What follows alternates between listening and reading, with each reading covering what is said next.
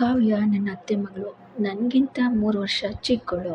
ಪ್ರೀತಿಯಿಂದ ಎಲ್ಲರೂ ಅವಳನ್ನ ಚಿನ್ನು ಚಿನ್ನು ಅಂತಲೇ ಕರೀತಾರೆ. ಒಬ್ಬಳೇ ಮಗಳು ಅಂತ ಅವಳನ್ನ ತುಂಬ ಮುದ್ದಾಗಿ ಸಾಕಿದ್ರು. ಆಕೆಗೆ ಇವಾಗ 21, 22 ವರ್ಷ ವಯಸ್ಸಾಗಿದೆ. ಡಿಗ್ರಿ ಮುಗಿಸಿ ಫ್ಯಾಷನ್ ಡಿಸೈನಿಂಗ್ ಕೋರ್ಸ್ ಮಾಡ್ತಾ ಇದ್ದಾಳೆ ಅವಳು. ಹಾಗೆ ದೊಡ್ಡವಳಾದಾಗಿಂದ ಅವಳ ಮೇಲೆ ಒಂಥರ ಆಕರ್ಷಣೆ ನನಗೆ. ಯಾಕೆಂದರೆ ಅವಳು ಅಂಥ ಸಖತ್ ಫಿಗರು. ಮಾವ ಒಳ್ಳೆ ಕೆಲಸದಲ್ಲಿದ್ದು ಚೆನ್ನಾಗಿ ಸಂಪಾದನೆ ಕೂಡ ಮಾಡ್ತವ್ರೆ. ಮಾವ ಶ್ರೀಮಂತರಾದರೂ ಶ್ರೀಮಂತಿಕೆಯ ದರ್ಪ ಇರಲಿಲ್ಲ ಅವ್ರಿಗೆ. ಅತ್ತೆ ಮತ್ತು ಕಾವ್ಯ ಕೂಡ ಹಾಗೇನೆ ತುಂಬ ಒಳ್ಳೆಯ ಕ್ಲೋಸ್ ಆಗಿದ್ದರು ನಮ್ಮ ಫ್ಯಾಮಿಲಿ ಜೊತೆ ಕೂಡ. ಮಂಗಳೂರಿನಲ್ಲಿ ಹೊಸ ಮನೆ ಕಟ್ಟಿ ಗೃಹ ಪ್ರವೇಶಕ್ಕೂ ಸಹ ಕರೆದಿದ್ರು. ನಾವು ಫ್ಯಾಮಿಲಿ ಸಮೇತ ಅಲ್ಲಿಗೆ ಹೋಗಿದ್ವಿ. ಗೃಹ ಪ್ರವೇಶದ ದಿನ ಕಾವ್ಯ ಹಳದಿ ಬಣ್ಣದ ಫ್ಯಾನ್ಸಿ ಸ್ಯಾರಿ ಉಟ್ಕೊಂಡು ಮುದ್ದಾಗಿ ಮೆರೆಯುತ್ತಿದ್ಲು. ತೆಳುವಾಗಿ ಲಿಪ್ಸ್ಟಿಕ್ ಹಚ್ಚಿದ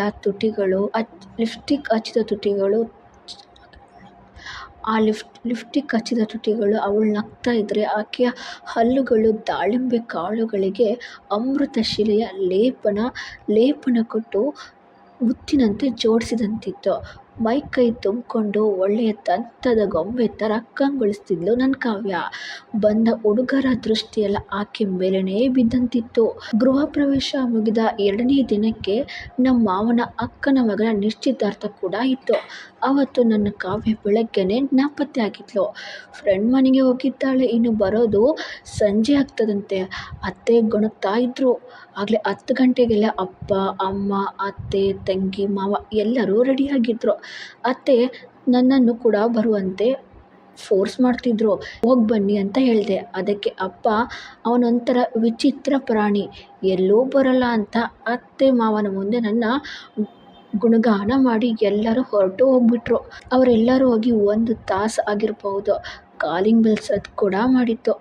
ಬಾಗಿಲು ತೆರೆದು ನೋಡಿದರೆ ಎದುರಿಗೆ ಕಾವ್ಯ. ಏನು ಭಾವ, ನೀವು ಹೋಗಿಲ್ವಾ ನಿಶ್ಚಿತಾರ್ಥಕ್ಕೆ ಅಂತ ಕೇಳಿದ್ಲು. ಇಲ್ಲ ಕಣೆ, ಇಂಥದ್ರಲ್ಲಿ ನನಗೆ ಅಷ್ಟೊಂದು ಇಂಟ್ರೆಸ್ಟ್ ಇಲ್ಲ. ಹೌದು, ನೀನು ಬರೋದು ಸಾಯಂಕಾಲ ಆಗುತ್ತೆ ಅಂದರು ಅತ್ತೆ ಮಾವ. ಆವಾಗಲೇ ಬಂದುಬಿಟ್ಟಿದ್ದೀಯಾ? ಹ್ಞೂ ಭಾವ, ಏನೋ ಪ್ಲ್ಯಾನ್ ಮಾಡ್ಕೊಂಡಿದ್ವಿ. ಏನು ಮಾಡೋದು, ನನ್ನ ಸ್ನೇಹಿತೆ ಆರೋಗ್ಯ ಸ್ವಲ್ಪನೂ ಚೆನ್ನಾಗಿಲ್ಲ. ಅದಕ್ಕೆ ನಾವು ಮಾಡಿದ ಪ್ಲ್ಯಾನ್ ಎಲ್ಲ ಕ್ಯಾನ್ಸಲ್ ಆಗೋಗ್ಬಿಡ್ತು. ಸರಿ ಬಾಬಾ, ಡ್ರೆಸ್ ಚೇಂಜ್ ಮಾಡಿಕೊಂಡು ನಾನು ಬರ್ತೀನಿ ಅಂತ ರೂಮ್ ಒಳಗೆ ಹೋದ್ಲು ಕಾವ್ಯ. ನಾನು ಇನ್ನೊಂದು ರೂಮ್ಗೆ ನಾನು ಕೂಡ ಹೋಗಿ ಬೆಡ್ ಮೇಲೆ ಬಿದ್ಕೊಂಡು ಮೊಬೈಲ್ನಲ್ಲಿ ಸಿನಿಮಾ ನೋಡ್ತಾ ಮಲಗಿದ್ದೆ. ಸ್ವಲ್ಪ ಸಮಯದ ನಂತರ ಕಾವ್ಯ ಕೂಡ ಅಲ್ಲಿಗೆ ಬಂದುಬಿಟ್ಲು. ತೊಡೆ ಮಾತ್ರ ಮುಚ್ಕೊಳ್ಳುವಷ್ಟು ಚಿಕ್ಕ ಲಂಗ ಮತ್ತು ಟೀ ಶರ್ಟ್ ಹಾಕ್ಕೊಂಡ್ಬಿಟ್ಟಿದ್ಲು. ಆಹಾ, ತೊಡೆ ಮಾತ್ರ ಮುಚ್ಕೊಳ್ಳುವಷ್ಟು ಚಿಕ್ಕ ಲಂಗ ಮತ್ತು ಟೀ ಶರ್ಟ್ ಹಾಕ್ಕೊಂಡಿದ್ಲು. ಟೈಟು ಟೀ ಶರ್ಟ್ ಒಳಗೆ ಅವಳ ಬುಗುರಿಯಂಥ ಮೊಲೆಗಳು ತುಂಬಾ ಎದ್ದು ಕಾಣಿಸ್ತಾ ಇದ್ವು. ಸಣ್ಣನೆಯ ಸೊಂಟದ ಕೆಳಗೆ ಅಗಲವಾಗಿ ಬೆಳೆದಿದ್ದಂಥ ಆಕೆಯ ಅಂಡುಗಳು ಆಕೆಯ ಹೆಜ್ಜೆಯ ಜೊತೆ ತಾವು ಕೂಡ ಕೊಲುಕ್ತಾ ಇದ್ವು. ಏನು ನೋಡ್ತೀರಾ ಭಾವ ಅಂತ ಬೆಡ್ ಮೇಲೆ ನನ್ನ ಪಕ್ಕಕ್ಕೆ ಬಂದು, ಭಾವ ಯಾಕಾಗಿ ನೋಡ್ತಾ ಇದ್ದೀರಾ ಭಾವ ಅಂತ ಬೆಡ್ ಮೇಲೆ ನನ್ನ ಪಕ್ಕಕ್ಕೆ ಬಂದು ಬಿದ್ಕೊಂಡ್ಬಿಟ್ಲು. ಏನಿಲ್ಲ ಚಿನ್ನು, ಸಿನಿಮಾ ನೋಡ್ತಾ ಇದ್ದೀನಿ ಅಂತ ನಾನು ಹೇಳಿದೆ. ಅಯ್ಯೋ, ನೀವು ತುಂಬ ಬೋರು ಭಾವ. ಅತ್ತೆ ಮಗಳು ಪಕ್ಕದಲ್ಲೇ ಇರಬೇಕಾದ್ರೆ ಮಾತಾಡ್ಸೋದನ್ನು ಬಿಟ್ಟು ಸಿನಿಮಾ ಅದು ಇದು ಅಂತ ನೋಡ್ತಿದ್ದೀರಲ್ಲ ಅಂತ ತಮಾಷೆ ಮಾಡ್ತಾ ನಕ್ಬಿಟ್ಲು. ನಾನು ಮೊಬೈಲ್ನ ಸೈಡ್ಗೆ ಇಟ್ಟು, ಸರಿ ಏನು ಮಾತಾಡ್ತೀಯ ಮಾತಾಡು ಅಂತ ಹೇಳಿದೆ. ಅಯ್ಯೋ, ತಮಾಷೆ ಮಾಡಿದ್ದೆ ಭಾವ, ನೀವು ನೋಡಿ ಅಂದ್ಲು. ಇವಾಗ ನಾನೊಂದು ತಮಾಷೆ ಮಾಡಲಾ ಚಿನಿ ಅಂತ ಕೇಳಿದೆ. ಏನು ಹೇಳಿ ಅಂತ ನಾನು ಕೂಡ ಕೇಳಿದೆ. ಕಣ್ಮುಚ್ಕೋ ಅಂತ ಆಕೆಗೆ ಹೇಳಿದೆ. ಹ್ಞೂ ಅಂದು ಕಣ್ಣು ಮುಚ್ಕೊಂಡ್ಳು ಅವಳು ಕಣ್ಣು ಮುಚ್ಚಿಕೊಂಡ ತಕ್ಷಣ ನಾನು ಅವಳ ತುಟಿಗೆ ಲಿಪ್ ಕಿಸ್ನ ಮಾಡಿದೆ. ತಕ್ಷಣ ಅವಳು ಕಣ್ಣು ತೆರೆದು, ಛೀ ಭಾವ, ಇದೆಲ್ಲ ತಮಾಷೆನಾ ಅಂದ್ಲು. ಆದರೂ ಅವಳು ನಾಚ್ಕೊಳ್ತಾ. ಆದರೆ ನನಗಾದ ಆಶ್ಚರ್ಯ ಏನಂದರೆ ಆಕೆ ಗಾಬರಿ ಆಗ್ತಾಳೆ ಅಂದ್ಕೊಂಡೆ. ಆದರೆ ಅವಳ ಮುಖದಲ್ಲಿ ಒಂಥರ ನಾಚಿಕೆಯ ಕಿರುನಗೆ ಮೂಡಿತ್ತು. ಇನ್ನೊಂದು ಮುತ್ಕೊಡ್ಲಾ ಅಂತ ತಮಾಷೆಗೆ ಕೇಳಿದೆ. ಆದರೆ ಅವಳು ಕಣ್ಣುಗಳನ್ನೇ ನೋಡ್ತಾ ಹ್ಞೂ ಅಂದ್ಲು. ಆದರೆ ಅವಳು ಮೈ ಮರೆತೇ ಹೋಗ್ಬಿಟ್ಲು. ಮುಂದೆ ಅವ್ವ ನನ್ನ ಎಡಗೈ ತೋಳಿನ ಮೇಲೆ ಆಕೆಯ ತಲೆ ಇಟ್ಕೊಂಡು ನಿಧಾನಕ್ಕೆ ಆಕೆಯ ತುಟಿಗಳನ್ನು ಸವರ್ತಾ ಇದ್ದೆ.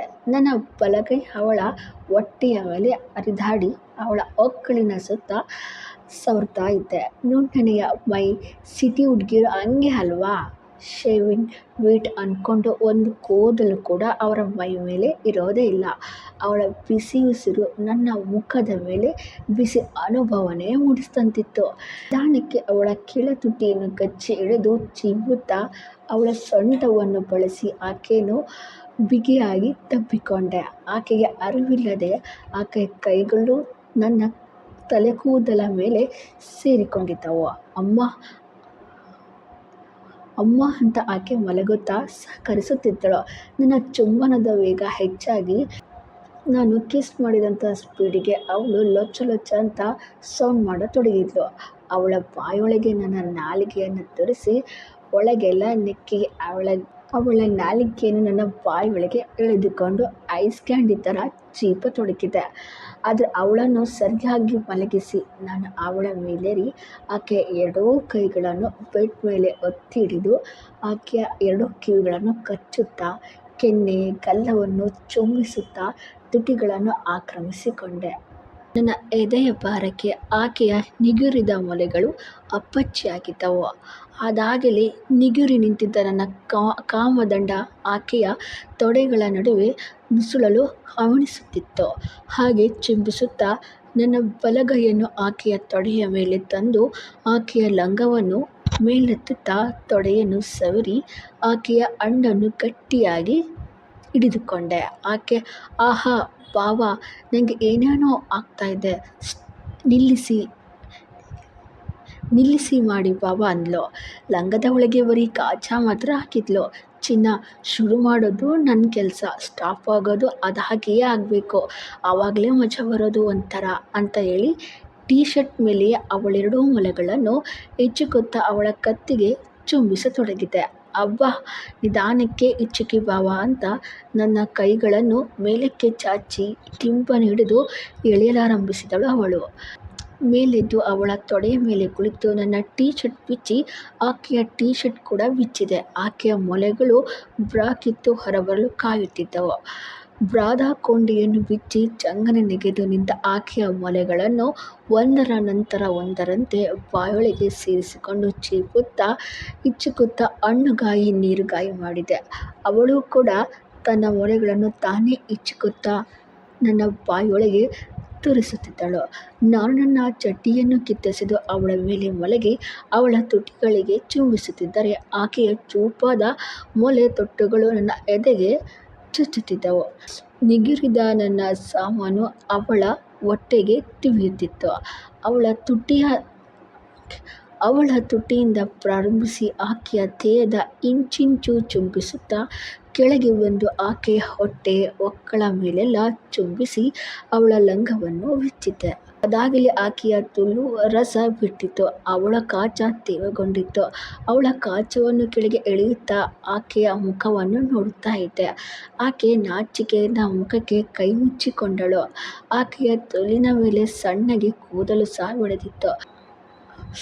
ಬಹುಶಃ ಶೇವ್ ಮಾಡಿ 3-4 ದಿನಗಳಾಗಿತ್ತು ಅನ್ಸುತ್ತೆ. ಕಾಚ ಬಿಚ್ಚಿ ಅವಳ ಎರಡೂ ತೊಡೆಗಳನ್ನು ಅಗಲಿಸುತ್ತಿದ್ದಂತೆ ಒಂದಕ್ಕೊಂದು ಅಂಟಿಕೊಂಡಿದ್ದ ಆಕೆಯ ತುಲ್ಲಿನ ಕೆಂಪಾದ ಸಣ್ಣ ತುಟಿಗಳು ನಿಧಾನಕ್ಕೆ ತೆರೆದುಕೊಂಡವು. ಮೆತ್ತಗೆ ಅವಳ ಚಂದ್ರನಾಡಿಗೆ ಮುತ್ತಿಟ್ಟು ಕೈಯಿಂದ ಅದನ್ನು ಮೀಟುತ್ತಾ ನೆಕ್ಕತೊಡಗಿದೆ. ಕಾವ್ಯ ಜೋರಾಗಿ ಮುಲಗತೊಡಗಿದಳು. ಆಕೆಯ ದೇಹ ಮೆಲ್ಲಗೆ ಕಂಪಿಸಿತು. ನನ್ನ ನಾಲಿಗೆಯಿಂದ ಸುರಿದ ಜೆಲ್ಲು ಆಕೆಯ ಚಂದ್ರನಾಡಿಯನ್ನು ತೋಯಿಸಿ ತುಲ್ಲಿನ ಒಳಗೆ ಹರಿಯುತ್ತಿತ್ತು. ಚಂದ್ರನಾಡಿಯನ್ನು ಬೆರಳಿಂದ ಮೀಟುತ್ತಾ ಆಕೆಯ ತುಲ್ಲಿನ ತುಟಿಗಳಿಗೆ ತುಟಿ ಹೊತ್ತಿ ಚುಂಬಿಸಿದ್ದೆ. ಬಾವ, ಏನು ಮಾಡ್ತಿದ್ದೀರಾ ನೀವು? ಈ ಥರ ಯಾವತ್ತೂ ಆಗಿರಲಿಲ್ಲ ನನಗೆ. ಈ ಥರ ಫೀಲಿಂಗ್ಸ್ ಯಾವತ್ತೂ ಆಗಿರಲಿಲ್ಲ ನನಗೆ ಅಂತ ಹಿತವಾಗಿ ಮಾತನಾಡತೊಡಗಿದಳು. ತುಲ್ಲನ್ನು ಬಿಡಿಸಿ ಹಿಡಿದು ನಿಧಾನವಾಗಿ ನೆಕ್ಕುತ್ತಿದ್ದಂತೆ ಅವಳ ತುಲ್ಲಿನಿಂದ ರಸ ಚಿನುಗುತ್ತಿದ್ದ. ಅವಳ ತುಲ್ಲಿನ ರಸದ ರುಚಿಯನ್ನು ಸವಿಯುತ್ತಾ ನಿಧಾನಕ್ಕೆ ಒಂದು ಬೆರಳನ್ನು ಆಕೆಯ ಅರತಿದ್ವಾರದೊಳಕ್ಕೆ ತೋರಿಸಿದೆ. ನೋವಾಗ್ತಿದೆ ಬಾವ ಅಂತ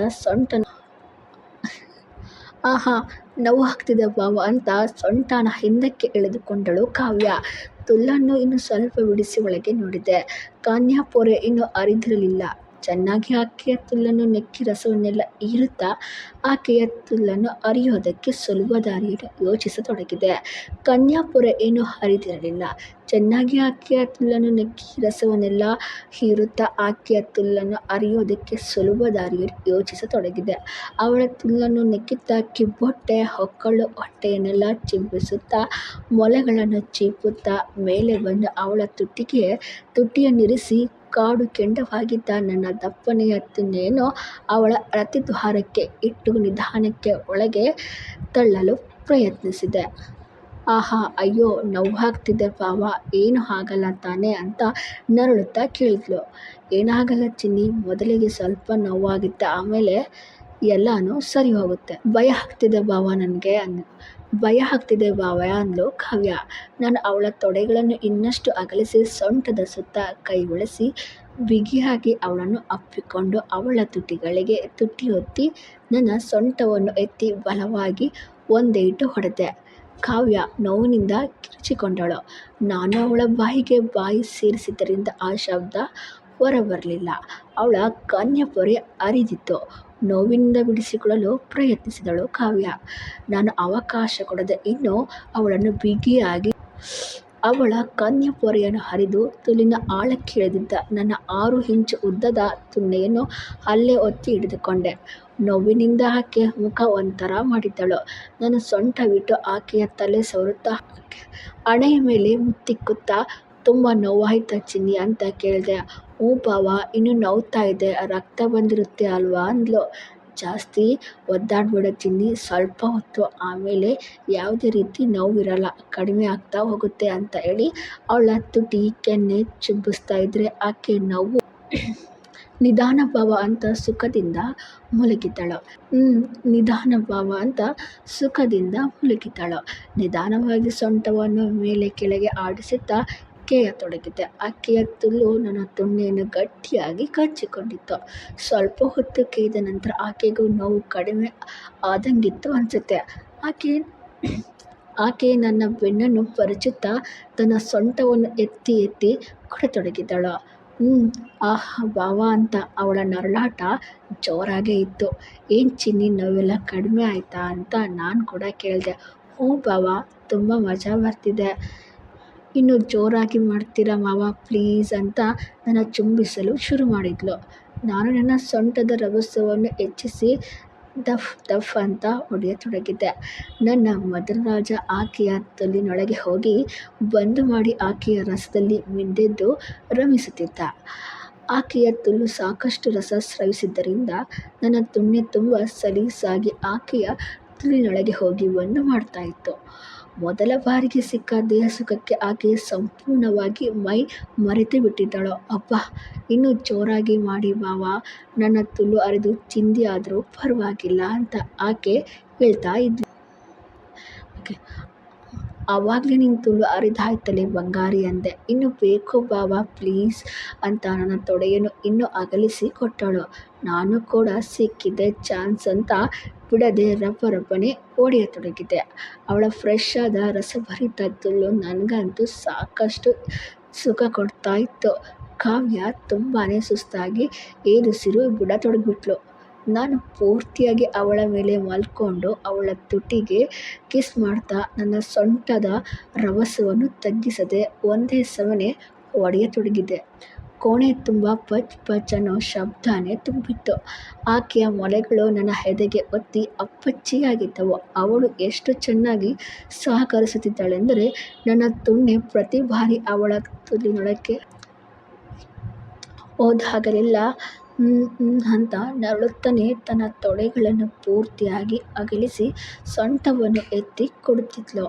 ನಾನು ನನ್ನ ಸೊಂಟದ ವೇಗವನ್ನು ತಗ್ಗಿಸಿ ನಿಧಾನವಾಗಿ ತುಣ್ಣೆನ ಹೊರಗೆಳೆದು ಬಲವಾಗಿ ಒಂದೇಟು ಹೊಡೆದೆ. ನನ್ನ ತುಣ್ಣೆಯನ್ನು ಸಂಪೂರ್ಣವಾಗಿ ಅವಳ ತುಲಿನ ಆಳಕ್ಕೆ ತೋರಿಸಿ ಹಾಗೆ ಒತ್ತಿ ಹಿಡಿದುಕೊಂಡಿದ್ದೆ.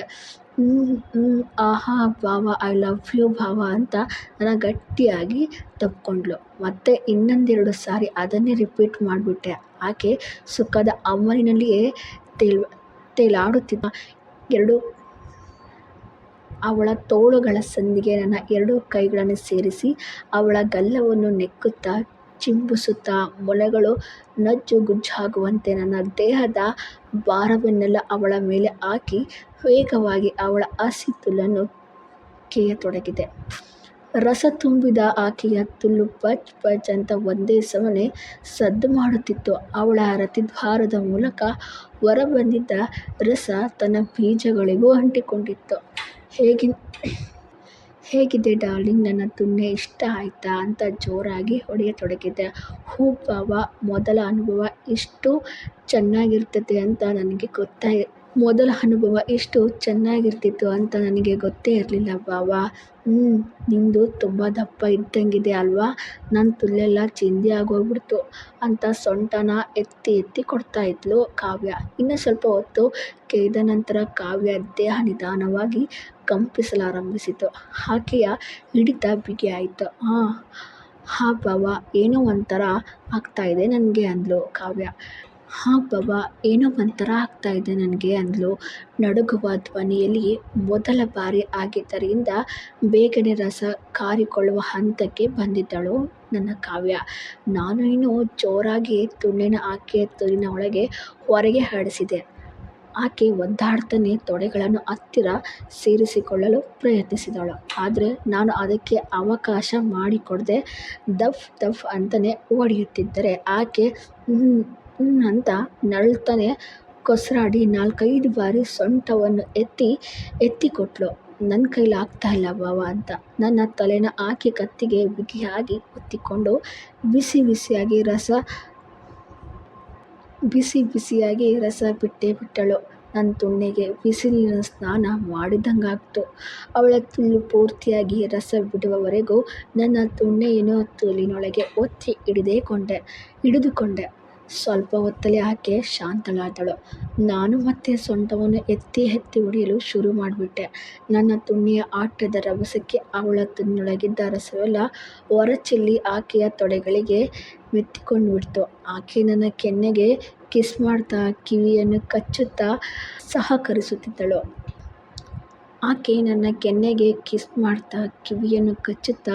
ರೊಮ್ಯಾನ್ಸ್ ಮಾಡ್ತಾ ಇದ್ಲು. ನಾನು ಇನ್ನೂ 1 ನಿಮಿಷ ಜೋರಾಗಿ ಹೊಡೆಯುತ್ತಿದ್ದಂತೆ ನನ್ನ ನರಗಳೆಲ್ಲ ಸೆಟೆದು ನಿಂತಂಗಾಗ್ಬಿಡ್ತು. ಚಿನ್ನ, ನನ್ನ ತುಣ್ಣೆನೂ ರಸ ಕಾರಿಕೊಳ್ಳೋಕೆ ರೆಡಿಯಾಗಿದೆ ಕಣೆ, ನಿನ್ನ ತುಲ್ಲೊಳಗೆ ಸುರಿಲಾ ಅಂತ ಕೇಳಿದೆ. ಬಾವ ಅಂದ್ಲು ಕಾವ್ಯ. ನಾನು ನನ್ನ ಶಕ್ತಿನೆಲ್ಲ ಹಾಕಿ ಜೋರಾಗಿ ಹೊಡೆಯುತ್ತಿದ್ದಂತೆ ನನ್ನ ಮೈರಗಳೆಲ್ಲ ಲಟಲಟನೆ ಮುರಿದಂಗಾಯಿತು. ಆಕೆಯ ತುಲಿನೊಳಗೆ ನನ್ನ ವೀರ್ಯವನ್ನೆಲ್ಲ ಚೆಲ್ಲಿದೆ. ಏನ್ ಬಾವ, ಇಷ್ಟು ಬಿಸಿ ಆಗ್ತಾ ಇದೆ ನಿಮ್ಮ ರಸ ಅಂತ ಆಕೆ ತನ್ನೆರಡೂ ಕಾಲುಗಳನ್ನು ತನ್ನ ಅಂಡುಗಳ ಸುತ್ತ ಸುತ್ತಿ ಹಿಡಿದುಕೊಂಡ್ಳು. ನಾನು ಇನ್ನೆರಡು ಬಾರಿ ಸೊಂಟವನ್ನು ಎತ್ತಿ ಹೊಡೆದು ಪೂರ್ತಿಯಾಗಿ ಚೆಲ್ಬಿಟ್ಟೆ. ಹಾಗೆಯೇ ಅವಳ ಮೇಲೆ ಬಿದ್ದುಕೊಂಡೆ. 5 ನಿಮಿಷ ಬಿಟ್ಟು ಎದ್ದು ನೋಡಿದರೆ ಆಕೆ ತುಲಿನಿಂದ ಸೋರಿದ ರಕ್ತ ಮಿಶ್ರಿತ ರಸ ಬೆಡ್ಶೀಟನ್ನು ಕೂಡ ತೊಯ್ಸಿಬಿಟ್ಟಿತ್ತು. ಇಬ್ಬರು